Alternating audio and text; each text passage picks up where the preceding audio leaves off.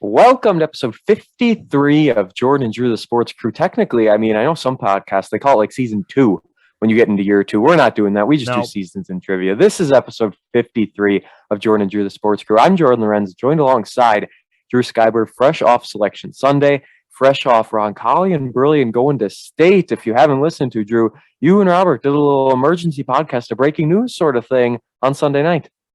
Or Saturday night into Sunday, I should say. Yeah, it was a very late episode. We recorded extremely late because Robert had to celebrate, right? The whole city of Brilliant was at the game. And then, when they come back to B-Town, I'm sure that quick trip was full of people. Sure was like, standing room only. Workers. Yeah, I don't even know if they could fit everyone in the quick trip. I'm sure there's a line to get in, but it was, quite the game. We talked all about it. We talked about Roncalli, of course, as well. Made sure to include about Jordon Lawrenz. He was there. We made sure to talk about that as well. I tried to, talk for you too, Jordan. Make sure I get your thoughts in too, because you were there. Talk about you were at both sectionals for the Roncalli Jets. And how was that? Well, that's our shout out of the week, Luke Pouts. If we want to get right into it on Thursday night, my goodness, I've never seen a performance like this in my life. Roncalli down by 9, 8. So, I don't know. They were down something at the half. Yeah, 9. There was something around 10 points at the half. And then St. Mary Catholic, they were playing very, very well. Roncalli, then their offense got going. Oh, my goodness, you cannot stop Luke Pouts. 44 second-half points, a new career and school high of 56. He wouldn't have had to score that many to get Roncalli the win, but wow, what an individual performance, unlike anything I've ever seen. 14 of 18 from the line in the second half. Roncalli as a team didn't shoot a single free throw, and then Luke Pouts just kept going there. This was unreal. And then for them to beat an undefeated Iola Scandinavia on Saturday in an afternoon game at a packed D1 high school, it was just beautiful. An absolutely huge win for Roncalli, beating that Iola team. And Parker Paul, their leading scorer, he had a double-double in 15 of his last 16 games, scored double digits in every game but one this year. They held him to 8 points. That was the big story of the game. I said it before. If you stop Parker Paul, which is a lot easier said than done, the only other guy you got to stop is number 3. Number 3, I forget his last name, but he had a very good first half. Then he was kind of shut out in the second half. Iola, they play 7 deep, but it's not the best guys coming off the bench. They had a number 15 who was pretty good. But other than that, when their big guys got in foul trouble, that was all she wrote. Joseph Witzak put the game on ice with free throws in the last 5 minutes. He was lights out from the line. Ryan Fisher had a big 3-pointer to put Roncalli up basket. By 4. Yeah, that was his only bucket, and he hit it to put the Jets up by 4. That was huge, and you can't give enough credit to that team. And they played mostly. Brett Simmer, Connor Kupch, and Logan Brodsky came in for a real little bit in the first half, but other than that, they stuck with their starting 5. Roncalli themselves. Yeah, exactly. Rating Yonda, don't fix it. Look what he did. You mentioned Parker Paul already. Look what he did defensively. We talked about this on that emergency episode. Just how Yonda showed up defensively. One of the best perimeter defenders in Division 4. That was a performance. Coach said it. I watched the Zaleski Sports interview after. I got home. And then it was later at night, I watched the Zaleski Sports. They had it on YouTube. I saw they were interviewing Garceau during the game. So I went and watched it. And he said he thinks Jan is one of the best defenders in the state. And personally, I wouldn't go that far, but still at the end of the day, they had Luke Pouts on Paul at first. Yeah, in D4 for sure. They had Luke Pouts on Paul at first, and then he picked up a few early fouls. He ended up with 3 going into a few minutes into the second half. He had 3 fouls. Then they put Yonda on him. Yonda also with 3 fouls. So it was a little bit of a risk, but Yonda was guarding the guy who was 6'8" at first. We're not going to talk about Roncalli and Brilliant all day long, but this was just huge performances. We'll talk about the state matchups when we get there. Follow us on social media, guys. We're still just 2 subscribers away from 50 on the good old YouTube. We're on there. Jordan and Drew, the Sports Crew. Same with Facebook. We're on there as well. Twitter, JD Sports Pod. Retweeting some of the pictures. We'll be talking March Madness. Drew will be at state. He'll be posting pictures from that. And then other than that, Instagram, Jordan_Sports Crew. We're going to be experimenting a little more, trying some new things on the Instagram, get a little more interaction, beautiful things like that. Otherwise, do you have anything else, or is it time for the stats of the week? Let's go into the stats of the week. We got some good ones. And it starts with the one and only Greg Popovich. We talked about him, feel like it was a month or so ago, with head coaching wins. Now he gets the record 1,336 wins, breaking Don Nelson's all-time record. And I mean, do you have anything to say about Popovich and the way he's been able to carry this Spurs team and just himself as a career for so long? Yeah, I mean, what an NBA coach. He's done some great things in his time in the NBA, and it was just great to see after the game. He got mobbed when he got the win. The whole team was around him. DeJounte Murray was able to give him the game ball after the game. So, yeah, Greg Popovich now NBA win king for coaching. And he's going to be for quite a long time, I would have to assume. We'll see if anyone can ever come anywhere near it. Our next two stats, they're both charts I've got here on my phone. I don't know if Drew's seen these or not, but we're going to test them a little bit.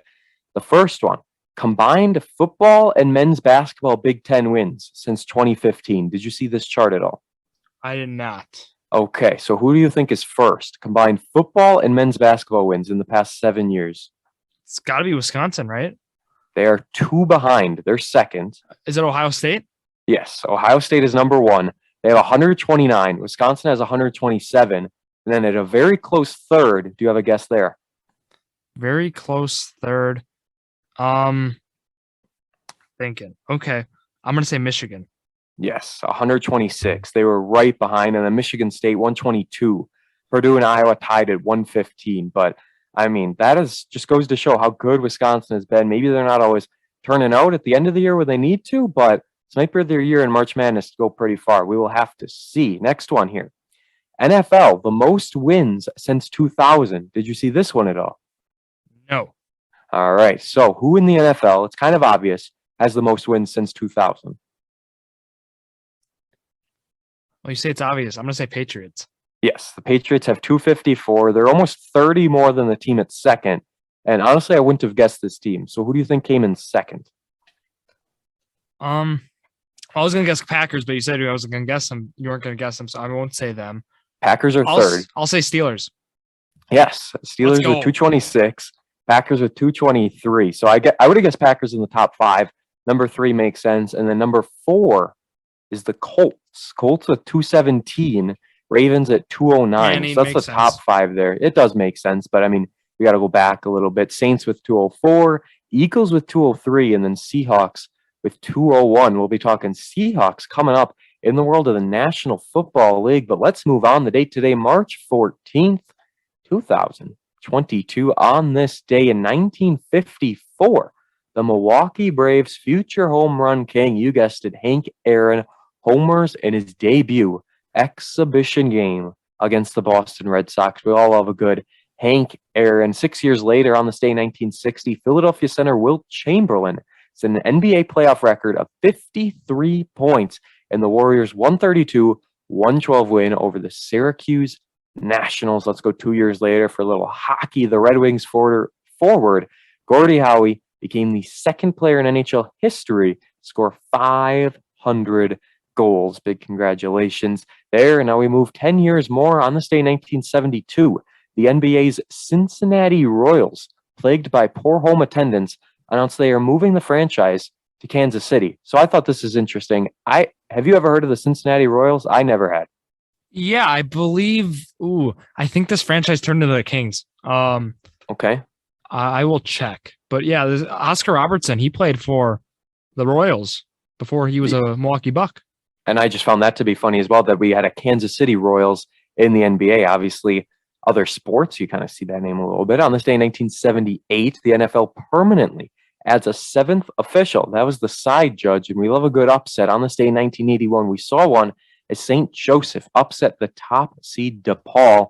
Obviously, we're talking about the NCAA March Madness tournament, a 49-48 win for St. Joseph's over DePaul. As for March Madness, we'll be doing a special bracketology type episode on Wednesday. So 2 days from now, depending when you're listening on Wednesday, Drew and I are back at it, filling out our bracket. That was one of our first ever bonus episodes. We filled out our bracket, and it did not do well. You will have to see in that Wednesday episode how we did last year, but we're coming for redemption, Drew. We're going to have a much better bracket this year. You bet we are. And also, I was right. The Royals, they did become the Kings. So just wanted to double check myself. But yeah, we're going to do a lot better than last year. That's crazy, Jordan. Think about it. It's been a year. It's been a year. And that bracket was not, I actually had it on paper. I printed one off of work. and I brought it home, filled it out on paper. Can't do that because we're recording just an hour after Selection Sunday, back-to-back episodes for us as we get into it. Don't forget, if you still want, $5 entry, that's all it takes to get into our March Madness bracket pool. It's on the March 30. Madness app. 30 people already? Right now committed. So that's a pretty big payout. The goal is 40. I think we're going to get 40. So, I mean, I joined. Would say, you better join because for only $5 and you could walk out, who knows, maybe $70, $80. We'll figure out the payout. We'll let everyone know. We're paying the top 3, correct? We decided top 3, and odds are, a payout, if there's 40 people, payout could potentially be for the winner around $150 even. Oh yeah. Maybe even if you're even if you're third place, you're still making more than double your money. So it's definitely well worth it in the long run. No upset bonus, not how we roll. We will not be doing that. But speaking of upsets, yuck indeed. Speaking of upsets, March 14th here is our date, as I said, and it's time for our bet of the week. And it's going to be not a long bet. We did it the past 2 weeks. We got it wrong both times with the Big Ten championship. Michigan State didn't win it. Illinois didn't win it. Big East tournament, UConn didn't win it. Providence didn't win it. So we've been struggling lately in the bets of the week. You are ahead of me by 1, thanks to that Aaron Rodgers bet. You're 6-10. I'm 5-11. So, it is indeed a struggle right now, but we're 16 bets in. This is the 17th bet. How many upsets will we see in the first round? So, by upsets, obviously that means a lower seed beating a higher seed. That includes a 9 seed over an 8 seed. It's really not an upset, but I'm considering any lower seed beating a higher seed an upset in the first round. Obviously, there's 68 teams. We're not counting the first 4. None of those counts. That's the same seed playing each other. Will we see over or under 8.5 upsets? Yeah, there's 32 games being played. So that's saying, I put it at 8.5. It might be a little high to some people, but 4 9 seeds could easily beat 4 8 seeds. So you kind of had to account for that a little bit. 12 and 5 is always upset heavy. 10s can beat the 7s. There's a few other ones as well that I think could be sleepers. I gotta go first. I'm gonna go over, actually. I think we could see. I was doing the math before, and I think we could easily see around 10, right? If you think of it this way, say we saw 3 9 seeds beat the 8 seeds. We're at 3 right there. Say 2 10 seeds beat the 7 seeds. That's 5. And then all it takes is a few random ones here and there. And then we're right at 9. It would take 4 more. I think it's doable to get over 8.5. But we could see the 8 seed sweep. We could see mostly across the board higher seeds win. It really all depends. I'm going to go under. That's too high for me. I think there will be a sizable amount of upsets in this tournament. It's been a gauntlet. As it is every year, but especially this year, it seems, we've seen a lot of teams lose. But I think we'll see the upsets more occur maybe even in the second round, right? I think I'll give it like 6 or 7 maybe. I don't think I'd go 9. So I was thinking 7 would be a safe number, but then that was like too low. If you bet over under 6.5, it's like kind of easy to take over. So that is that March Madness episode this Wednesday. Don't forget to go ahead and set your recording. Be able to listen to that one. Be on the lookout for. Let's talk state real quick. Back to high school basketball one more time. Tomorrow, Drew and Robert on the Tuesday episode will be talking about the opponents for these teams. Brilliant. Plays in the D3 semifinal. Takes place on Thursday, March 17th. This coming Thursday at 1:35. We will see that game take place. And now it's a question of Brilliant getting the 4 seed. They will be playing number 1 West Salem.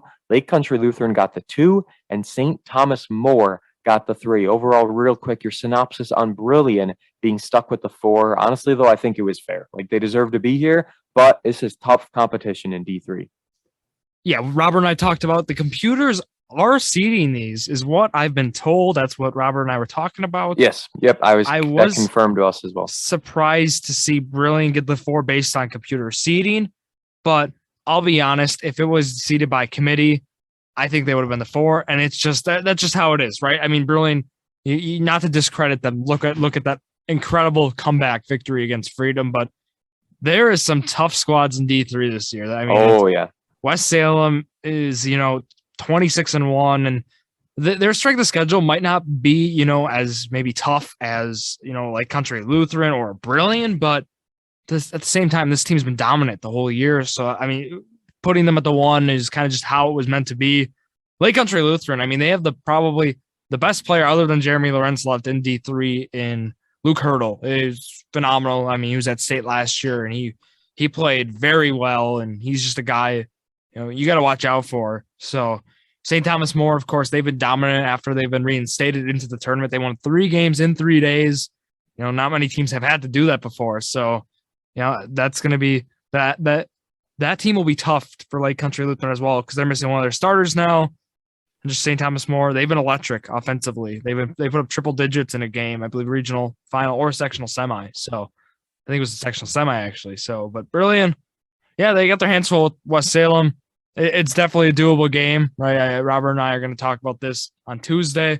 Doable to say the least, but it's going to be tough. But there's not a whole lot of upsets anymore when you get to state, right? I mean, you've got the top 4 teams for the most part in there. The 1 and 4 is really the only quote unquote upset matchup you could see. But at the end of the day, usually all the teams really deserve to be there. They didn't get a cakewalk into state. D4, Roncalli gets the night game. I mean, this is kind of prime time for me in Arizona. They'll be playing like a 6, 7 o'clock game, but I mean, they're going to be playing at supposedly 8:15. But it's probably going to be later than that. I mean, some of these games get pushed back. Some of them are a little bit longer. So we'll have to see. But Roncalli, they got the 2. It was no surprise at all to see Milwaukee Academy of Science beat Howards Grove and end up with the 1 seed. I think Roncalli and Milwaukee Academy of Science is the easy lock for the D4 championship on Saturday. I like that too. I am, and not to discredit Roncalli again, but like these are all great teams, right? I am worried if with Milwaukee Academy Science and Roncalli in a championship game, they're electric. I mean, that Milwaukee Academy Science team, and not to say Roncalli's not. Look at what they've done. We talked about Yonda already in this episode. We talked about Pouts. Look at what he's done. I mean, he's doing stuff that no Roncalli Jet has ever done. And there's a lot of greats there with like Ben Stelzer, Chomby Lambert, just to name a few there. Bryce Pouts was dominant. Wow. So it's tough. That's going to be a tough matchup if it ends up being a championship game, but why not Roncalli, right? And why not Brilliant? I think these teams have, they faced adversity this whole year, and I think they've really proved a lot of people wrong. So only time will tell. At the end of the day, we'll have to see what happens when those teams get going on Thursday. Be sure to download that Magic of March app, I think it's called. You can watch all the state games on there. Follow updates on Twitter. It'll be on, I don't know, it's on local channels as well. We'll be posting on actual television. Yeah, we'll keep you covered. We'll be good to go. And now let's talk about Bucks, our last little bit of basketball to talk about here in this week. They're coming off a loss to the Warriors, but at the end of the day, it's the Warriors. That's a very good team they're losing to. They just beat the Hawks, Thunder, and the Suns. So they did beat the Suns like Drew said they would do. They did indeed beat them by 10 points. They put up 142 points just a few days ago. I mean, this Bucks team seems to be firing on all cylinders. They're still first in the Central. And looking at it now, they're only 2.5 games behind the Heat. They're half a game up over the Sixers and Bulls. But at the end of the day, Drew, finally this Bucks team seems to be where they were last year.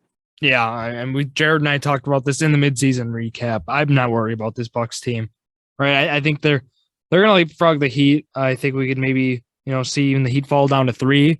The Bulls, I think, are still inflated at 4. I think we see the Celtics jump them as well. I think we'll see kind of Bucks, Heat, 76ers, Celtics in that 4 range. I didn't say that in any particular order though, but I still think the Bucks will be number 1.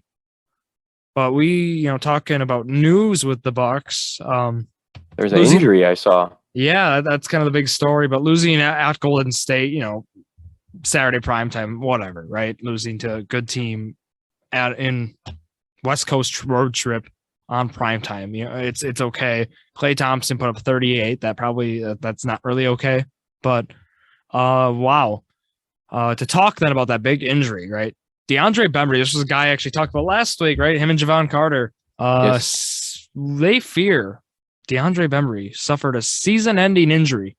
So that's going to be a problem. A right knee injury is what ESPN was told. He's going to get an MRI. And yeah, I am worried about this because this guy, he was doing what the Bucks wanted, a solid perimeter defender. He was really taking that Pat Connaughton role. But when Pat Connaughton comes back, I'm not going to be as worried. But you certainly would want, I think, Bembry over Carter. But again, I think Javon Carter now, I think it's his time to step up. Grayson Allen's another guy. See him step up, right? And the Bucks, they've had guys do this, but Brook Lopez, Jordan, I don't know if you saw this. He'll be coming back very soon. He's coming back? He will be very soon. So I did. I saw it was him and one other guy. I didn't remember the other one, but yes, good stuff overall. Deadline acquisition right there, even though it's not one, right? That's simply Technically what counts. it is. It really is. Like I always mention, Chris Sale coming back to the Red Sox was big, even Yes. like from that injury. So, yeah, I mean, that's kind of Bucks talk. They play tonight. West Coast trip continues against the Jazz. Again, if they lose that one, it's a West Coast trip in the middle of the season, right? Middle to the end. Who cares? I think, in the grand scheme, gotta look at it like baseball, right? Doesn't really matter much. And, baseball games right now with the 162 and the expanded playoffs, each regular season games are, and it doesn't matter as much. Well, it's only one extra team, but I understand. I understand why people are mad. We'll talk baseball in a little bit. That'll end the episode. Let's talk a little hockey real quick. In the world of the NHL, the Minnesota Wild now third in the Central. They're playing Nashville on Sunday. So, as we're recording, that game is going on. That's a big-time game because with a win, Nashville and Minnesota will both have 72 points and be tied for third. St. Louis Blues have taken control of the second spot with 75 points. Colorado on top easily with 87 points. Colorado tied with Carolina as the best teams in the National Hockey League. But I will be at an Arizona Coyotes game. Actually, I'll save that for another second. I did want to mention real quick the Minnesota Wild. They are in what I like to call a good old-fashioned slump. They are 3-6-1 in their last 10. I mean, they're just not playing that well at all. They lost 6-3. They lost 3-2. That was a shootout. They actually had back-to-back shootouts, as did the Admirals, which we'll talk about in a second. But I'm a little concerned about this Wild team. However, they have an absolutely massive homestand coming up. The 16th. Actually, the game yesterday was at home as well. So the 13th, the 16th, the 19th, the 21st, the 24th, the 26th, the 27th, the 29th, the 31st, all at home. Every single one of their games throughout this month remains at home at the Xcel Energy Center. So that's big time for them. They need to get back on track. They need to do something to prove that they are indeed one of the top teams in the league because we haven't seen that in quite a while. As for the Arizona Coyotes, I will be at their game coming up this Saturday, 2 p.m. in Arizona, 4 o'clock Central Time. Sidney Crosby comes to town. Yes, indeed. Coyotes playing the Pittsburgh Penguins. And my goodness, this Arizona team is heating up. They've won 4 of their 5 games in the month of March. They are doing unreal right now. I don't understand how they're doing so good. They are just playing well. They know I'm coming in and they want to impress me. They're now 18-36-4. They have 40 points and they are officially the second worst team in the hockey league by 1 game. But they are 6-4 in their last 10. They're heating up. And I know you were just at an Admirals game, so talk about that a little bit. It was a Friday fish fry, I saw they called it. There was a big-time fight. It was another shootout game. They went in a shootout game the night after that as well, so I'm sure they had to be a little tired. Sad they couldn't come out the win, but hopefully it was a fun night. It was a great night, right? And the Milwaukee Admirals, they do a Friday fish fry where they rebrand a little bit and some sponsorship, right? So it's minor league hockey team, AHL, I guess, is for the Predators. So, I mean, they're able to do, this rebranding thing for a night. And it's an interesting look. It really is. The jerseys were very interesting. Yeah, I don't know what I think, but they're called the Milwaukee Fish Fry, and it's cool to see, right? But it's a very minor league thing. Yeah, very minor league thing to say the least. But they are able to really put on a show in the Panther Arena. Wow. They got a pick and save blimp flying around, dropping off coupons left and right. They're able to, do some great, they have some great games in between the periods and stuff. Because as we know, hockey can be long, right? 2-hour games, 220, maybe even with the shootout. So they're really able to do, a lot of good stuff with that. And they were a lot of good giveaways, a lot of good games, as I said.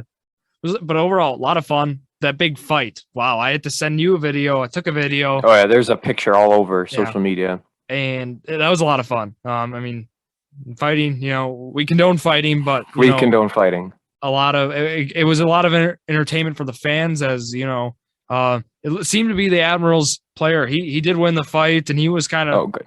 At least he thought he did, and he was giving himself, he was hyping up the crowd, and I'd say he won the fight. But at the end of the day, he had to sit his 5 minutes, right? I think that's the punishment. Yeah, but the refs, they let him go. Sometimes they do, sometimes they don't. It really depends.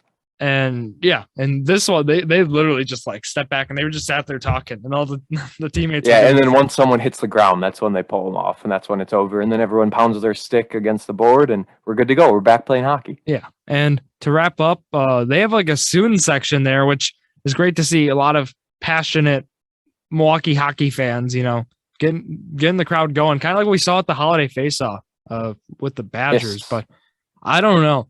The way the Admirals are able to put on a show in Milwaukee, I know attendance isn't necessarily, a forte, but they're still able to get a pretty good crowd. And they're diehards. Yeah. I still think the potential for a hockey team in Milwaukee in the near future is possible. I don't think it might be likely, in the upcoming years here, but certainly in the future, why not? Yeah, add another expansion team. I mean, we'll see, right? I'm hoping, but it's not very likely, but you never know. You never know at the end of the day. All you can do is sit back and wait. As for the NFL, we had a few trades to talk about, but first, a lot of stuff coming through as we're recording. Right before we started, Tom Brady just unretired, and he was kind of hinting at it. It was like a week after he retired. He said, you never know, I might come back. And then like a month after he retired, he was like, yeah, I'm getting kind of bored. I've done this. I've hung out with my family. And he's officially unretired, so he's going to be back. Honestly, not too surprised at all. Seemed like he could have been playing for another few years yet. He'll be back. Michael Gallup, a 5-year, $62.5 million extension after Amari Cooper got traded. We'll talk about that in a second.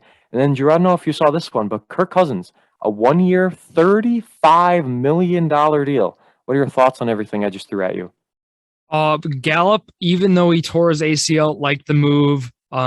Should have traded Cooper, I think, a year earlier. We've seen this with a lot of teams. I've been talking to Zach Roush of the Journey to Million about this, and we've even talked this on the episode. Teams are holding on to players a year way too long, and a year can be way too long. Imagine if Bobby Wagner was traded a year ago. I think I get the whole idea for competing, and we wouldn't have known how the season turned out, but they got nothing for Bobby Wagner, and they could have gotten something a year ago. Even, Cooper's value went down.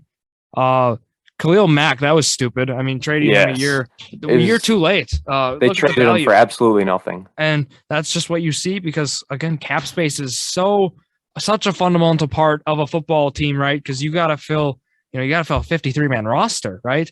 And I know baseball, you got to fill 40-man, but at the end of the day with baseball, I mean, Steve Cohen, look at what he's doing with the Mets. I mean, he'll pay the luxury tax. Yeah. And now there's different levels of the luxury tax, and he'll pay those different levels. So it's all about the money. Yeah, I mean, that at the end of the day, that's how it is. But Gallup got paid, good for him. Gallup and Lamb, they have a good combo there. We saw also the Khalil Mack trade, which we mentioned. I still am like, okay, but seems like a waste. I would have probably just kept him for that. No, they have to get something out of him, but I'm just frustrated with that team for holding on to him way too long. I guess the Bears. And I mean, at the end of the day, I'm not really, frustrated because again, we don't care. Bears are shooting themselves in the foot with moves like that. Right. But overall there's been some good moves though. I mean, it's been entertaining to say the least with Brady, coming back, the drama with that. And Tampa Bay, I'm sure they weren't even looking for a quarterback. I feel like they were banking for this. Speaking of, Russell Wilson, this was the biggest news of all. He is now going to Denver. So Denver has their quarterback, Russell Wilson. I think he's going to have a big-time year. He's got some targets at Denver. His career resurgence hopefully will go through the roof. Denver got a 4th-round pick and Russell Wilson. They had to give up Drew Lock, Shelby Harris, Noah Fant, 2 first-rounders, 2 second-rounders, and a 5th-rounder. So they gave up a lot. But we've seen teams do this. Obviously, the Rams, they give up like all their picks. They don't need picks. Who needs those? And they give them up, and they won the Super Bowl. So Denver giving away a 1st round for this year and next year, along with a 2nd round pick from this year and next year, threw in a 5th as well. Drew Lock, I mean, what is Seattle going to do? Drew Lock's not their guy. They've been linked to Deshaun Watson again. I think he's going to the Panthers. And you don't trade, or you don't cut Bobby Wagner if you're going for Watson. I mean, I know we don't know what was going on with Watson at the time when that happened, but true. Yeah, I don't think Watson will be with the Seahawks. I think you got to trade now. Where I went to this, Lockett's got to go. Maybe even you look at trading Metcalf. I mean, that might be. And you just go all in and completely rebuild the team, get rid of everyone. If you're getting rid of your franchise quarterback, you might as well, right? I mean, Uh, that shows to me you don't want to win if you're looking for the future right now, and I can't fault them. Look at how competitive. Look at the AFC, for example. I know yeah, compared to Seahawks the and NFC, but I don't see, like, do you think you could compete against 31 other teams, with that no, Seahawks team, but yeah, even not even before close. no, you couldn't, right? Not against, those top 5, top 10 dogs. Certainly not. So I like the moves by Seattle in the terms of front office, but the Broncos still win that trade no matter what. Look what they Big got. time. Right. They got who they wanted. They got their quarterback. So Nathaniel Hackett is gonna, I think he's gonna do some great things with Wilson. So that's an intriguing fantasy option in a 1-year kind of setting. Yep. So we'll talk about that journey to $1 million and even a little bit on this show, I'm sure, on the Mondays. But yeah, wow. The other trade I did want to mention was the Carson Wentz trade, just because it's Indianapolis. They get 3 picks out of it. They get a 2nd and 3rd round pick this year and a 3rd round conditional pick next year. They had to give up a 2nd rounder, though, and a 7th rounder, and they gave up Carson Wentz. He is now a Washington Commander. He's going to be the face of that team, and I don't know. I mean, because Heineke wasn't bad, right? And I don't think Wentz is that much of an upgrade from Heineke. I think Wentz will do better. I think Wentz is a better option. He's a better option, but it's like they're not improving drastically. It's not like they're going from Denver, what they had, to Russell Wilson. You know what I mean? It's I don't know. We'll see how it works out for the Commanders. But, McLaurin's fantasy value, look at those guys. True. Certainly, I would think better right now after that trade. But the Colts did what they wanted to do. They wanted to get rid of Wentz after Jacksonville and now game. We're assuming the Colts are getting Jimmy G. I mean, there's still a lot of moving parts, but you never know. I think that is kind of the destiny, right? And if they don't, they've been linked to Jordon Love, right? I don't see the logistics behind that one. No. Maybe they see something out of him, but I don't even think the Packers are going to get rid of him. I would just keep him as a backup. Well, and unless they can get some value out of him. That pick is looking even dumber now that you sign Rodgers for 4 more years, right? Yeah. I guess I was thinking the whole idea of getting Love was for a time like this year, 2022, Correct. But now 2020, and obviously we don't know if he's going to play till 2025, right? But why wouldn't he? And that's where I think people are starting to scratch their heads even more than they were, and they were scratching their heads a lot after that move of drafting Love. So we'll have to wait and see, though, with the NFL offseason. It's really going to start heating up this week. It is, and that's the very exciting part, because there's still, like I said, a lot of moving pieces, a lot of quarterbacks. We don't know what's going to happen with them. But overall, that's it for the NFL, and the big news. The MLB is back, baby. Finally, baseball ended their lockout. I mean, this is like a week-old news now, but that's what happens when it takes them years and years to negotiate. We finally have baseball back. 12-team playoffs is probably the biggest thing, along with universal DH. I know the shift and the pitch clock, that got pushed back to next year. And then someone made a comment about how in 5 years we're going to have to do this all over again. I really hope not, but 5 years is a long time from now. A lot can happen. Brewers could win 3 World Series in 5 years. You never know. But at this time, what we do know is that baseball is back. I am embarking on my Arizona trip, so I will not be on the episode next week. Episode 54 will be Jordon Lawrenz less. I will not be here. I know Drew's got some guys to fill in, and we'll be hoping that's going to be a great episode. I will not be there. Instead, I will be at a spring training game on Thursday. Got the tickets. It's a 7-inning game because it's a split. So the Cubs and White Sox, they're playing 2 games at 2 venues. I will be at Sloan Park. The Cubs and the White Sox, it's the first day of spring training. There's only 4 games going on. There's originally only 2, and then they added this Cubs-White Sox out of nowhere. But I'll be at Sloan Park, my first time ever being there. That'll be my 3rd different spring training facility. And then Friday, I might be at the Camelback Ranch. I might return to the old Camelback Ranch. The last time I was there, the Brewers lost like 16-1 to the White Sox, I'm pretty sure. They're playing the Dodgers, and that's a Friday game, 1:05 Arizona in the Mountain Time. We'll see. I might be at that one as well, but either way, it's going to be a fun old trip. But Drew, baseball is back. There are being some moves that have been made. Boxberger back with the crew, but overall, I mean, you can take it away at this point in time, because I know there's a lot you want to talk about. There is indeed. I did mention if you're going to the games, there's some prospects. I mentioned Brennan Davis of the Cubs right away. I think you should get his. And I don't know, he might end up at the other game. You never know. We'll have to see. We'll see the split squad. We'll keep a lookout for that. But yeah, there's a lot I need to talk about. There's a lot you need to talk about with me as well. I mean, this is a loaded part here because, wow, baseball's back. Initial thoughts of the deal. I mean, if we're talking pros and cons perspective, I think the pros, obviously, baseball, right?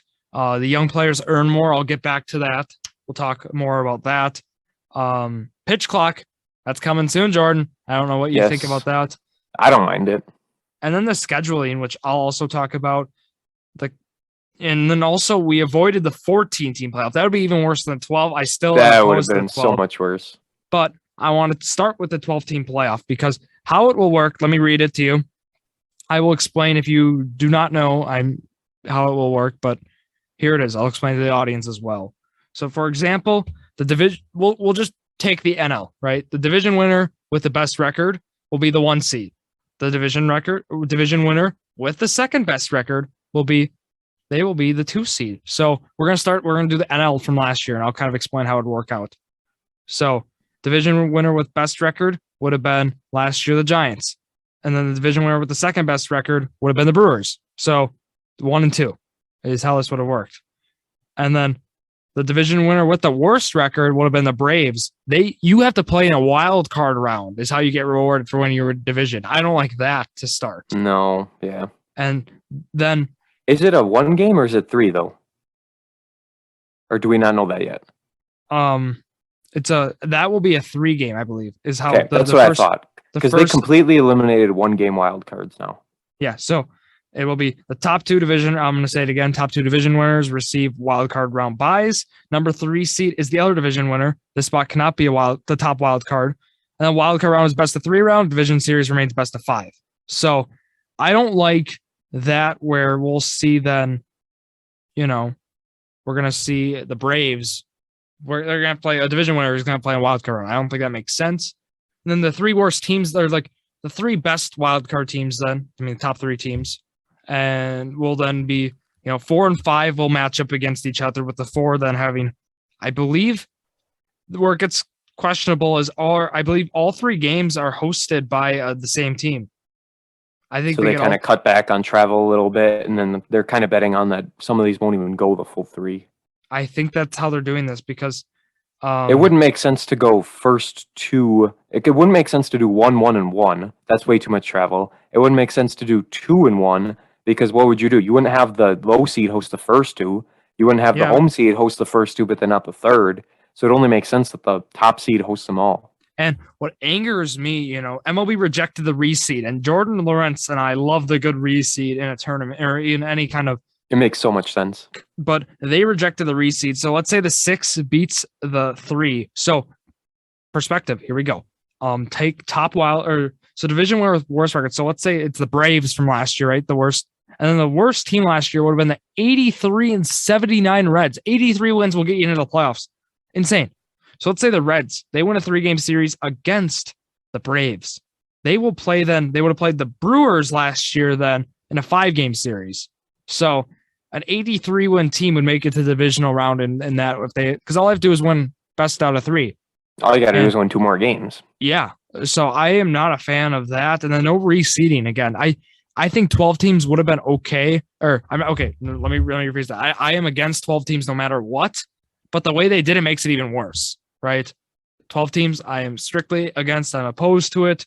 But Jordon Lawrence. And you should reward the 1 seed. If the 6 seed would beat the 3, you should reward the 1 and then make them play the 6. Like that's the incentive to being the 1 seed and being higher. Because you could be the 2 and you might be better off. You're just fine. The 1 seed has to play the 4 or 5. If you're the 2 seed, there's a chance you could play the 6 seed.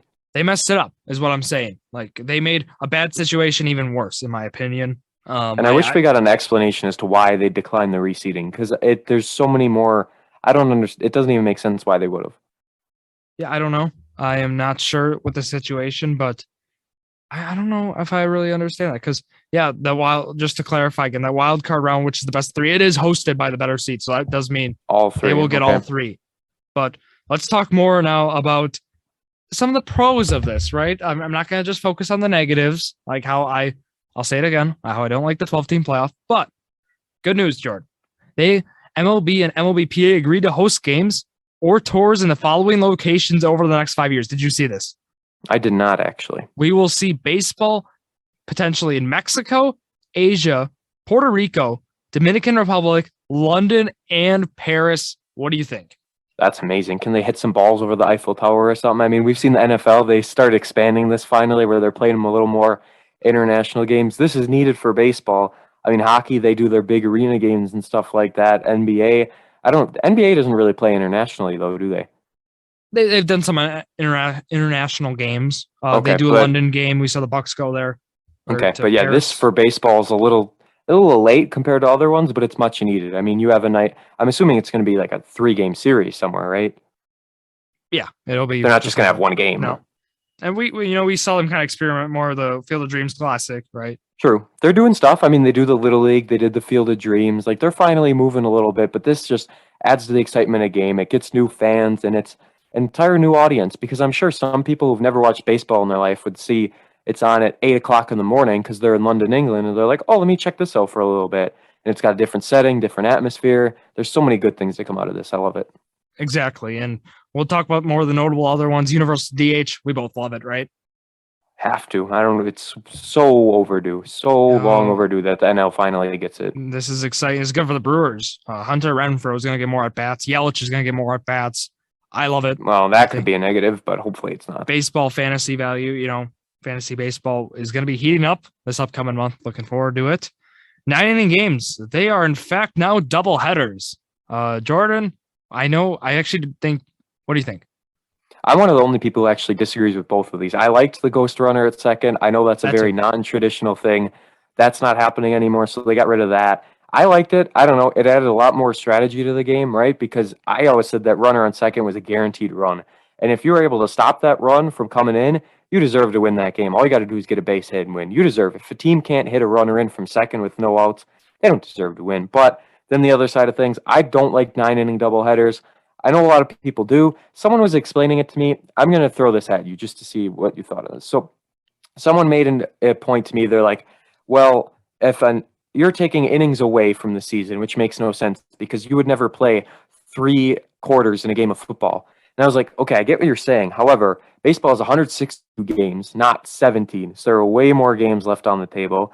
And then they threw the point at me about, well, it could rain and it's not fair for a team to lose out on innings due to a rain out. And I said, well, every team should just get a roof. That's out of the question. But still, you're not going to play, say the Super Bowl, you're not going to play 3 quarters, take an hour off, and play 3 more quarters. That's not plausible at all in baseball. That's the only sport where you can do it. Playing back-to-back 9-inning doubleheaders, it's a lot of baseball. That's too long. I like 7 innings. I think it's perfect. It makes sense for a doubleheader. And again, very non-traditionalist. I know a lot of older people who are used to the 9 innings. They love it. I'm going to miss the 7-inning doubleheaders. My whole thing, I'm not going to take a side right now with that, but MLB has emphasized they want to make pace of play an issue. They understand it's an issue. They want to make it not an issue, right? And ways to do that was, the no runners on, or having a runner on second for extra innings, having 7-inning doubleheaders, and then they take them away. And after only a year. It's like, and they did in 2020, but then they keep it for a year, then take it away. I feel like, they're contradicting themselves with some decisions that were made. I know the pitch clock was a big thing, but they talk about how pace of play is an issue. And yeah, for the younger audience, it has been an issue, right? But if they want to prevent it, they're just taking away things that, we're assisting with making that less of an issue. So I don't understand necessarily that thought behind that, but with the 9-inning games as doubleheaders, it was always like that, right? Other than these, these 2 years. I guess I'm fine with it being like that again because, in the year, you're getting like one less at bat, maybe, each 7-inning thing potentially. And now there are even more doubleheaders, so you'd be losing out on more at bats. But I could see that, right? And players for their stats for arbitration, right? That might be something like they're losing. I don't think those extra 10 at bats a year will make that much of a difference, but you never know. You never know, right? And that might be a thing. No runners on second base to start extra innings now. I did enjoy the strategy last year. I have to admit, I can't say, I agree with you. It was cool, right? It was like watching, maybe are they going to bunt? And I don't know if we just liked it because it was fresh. It was something new, but like that might have been a little bit too, but still. And at the end of the day, we still saw 14-inning games. We saw longer games last year. It's not like the runner on second made every game only go 10 or 11 innings. Oh yeah, you're right. And we saw some thrillers. I know the Brewers were involved in one with the Giants. a 2-run homer there, a 2-run homer to make it even again. It added some more offense to the game, which is something that more runs is always a good thing. More runs is good for the fans, right? And I'm indifferent again for this one too. I'm not going to take a side because I think baseball's fine with either of those. I'll watch a bunch of baseball games with it. I'll watch it without, right? I mean, at this point we're waiting for baseball, and if this was a compromise that was made, I'm cool with it. But now let's get into more of the financials. I know this is where it gets a little fun here, Jordan. You ready? Draft lottery, 6 picks. I love it. Yeah. Long overdue.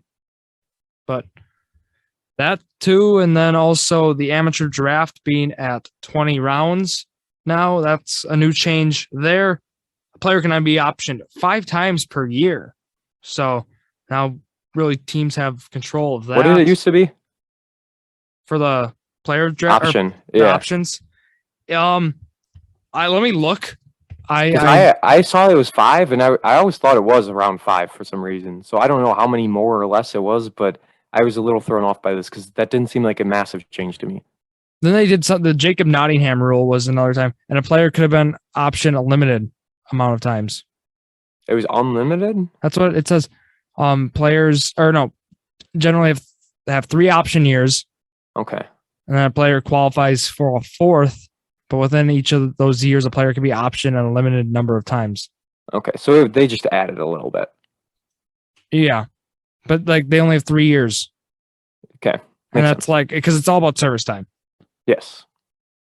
So and then we'll take, 5 times per year.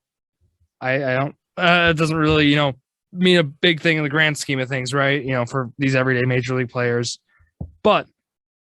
To talk more about it, the CBT, which we talked about, is in between $230 million to $244 million as a slight increase every year.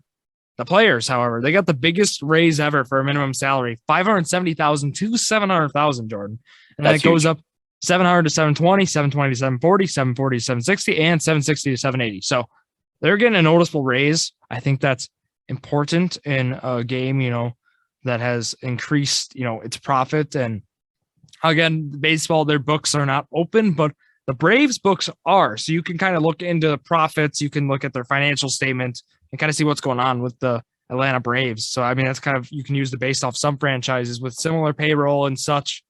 But pre-arbitration bonus pool, I like this. 50 million, first time ever implemented. Basically what this is going to do, Jordan, I will explain this one.